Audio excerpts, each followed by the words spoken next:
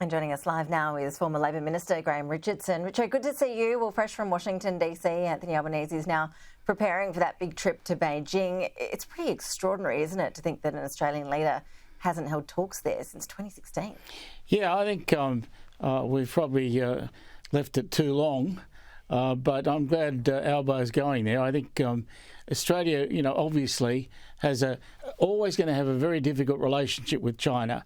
They are, of course, our biggest trading partner, incredibly important to our economy, but also, whenever we look at war games, they're the enemy. And so it's hard to balance those two things together. And I think Albo's doing as good a job of it as is possible.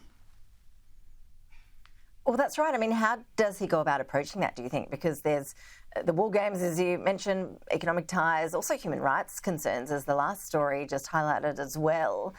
How does he balance that, do you think? Well, it's a very difficult balancing act. And so, you've really got to be incredibly careful with your language because the Chinese examine every word you say. They look at where the commas are placed.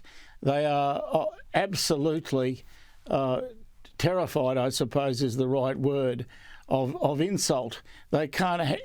The Chinese just can't handle what they believe to be an insult, let alone one that is. And so they're so sensitive. We have to be so sensitive as well. So what would mark the visit as a success, do you think? What does the Prime Minister need to come home with from Beijing? Well, I mean, I think the relationship with China on trade is so important. He needs to come back to make sure that we've got no further problems with either grapes or barley or those sorts of things. He's got to try and clear the air to make sure everything is going smoothly for us because it's just so important. If you're involved in one of those industries, then making sure that our relationship with China is as good as possible is incredibly important. And so we've got to look at those people and make sure that we do the right thing by them. 100%. Richo, we've been reporting, of course, on the war in Gaza. It's certainly intensifying in recent days. Interesting to see yesterday all living Prime Ministers, bar Paul Keating, sign that joint letter on this issue. Probably not surprising, though, to see him out of step with the others. Yeah, well, Paul Keating tends to stand apart. I might say not just from former Prime Ministers, but from his own party on a lot of things these days. So you never know what Paul's going to come up with. And I'd rather him do what he's doing, and that is not join in than say something that might be considered contrarian. Well, Richard, what is the Labor Party's relationship like with Paul Keating now? I mean, he's been this Labor hero for so long. What is his standing like now within the party?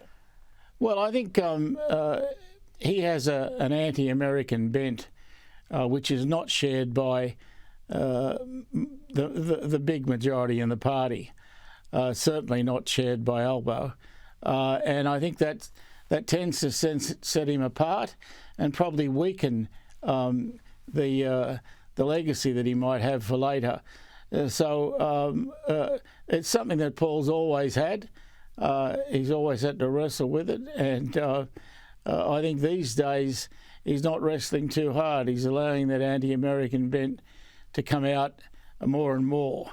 And it is out of tune with Australian public opinion. There's no doubt about that. Graham Richardson, always appreciate your analysis. Thanks for joining us. Good on you, Ash.